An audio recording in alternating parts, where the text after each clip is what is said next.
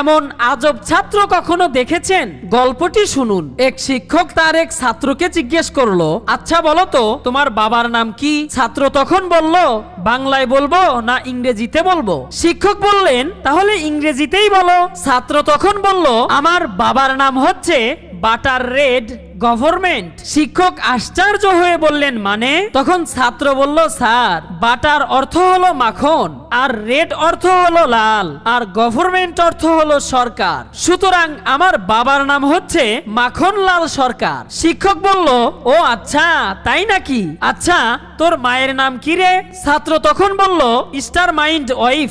শিক্ষক তখন বলল, এটার মানে আবার কি রে? ছাত্র বলল, এই সহজ কথাটা আপনি বুঝেন না? স্টার মানে হইল তারা, আর মাইন্ড অর্থ হচ্ছে মন, আর ওয়াইফ অর্থ হলো বিবি।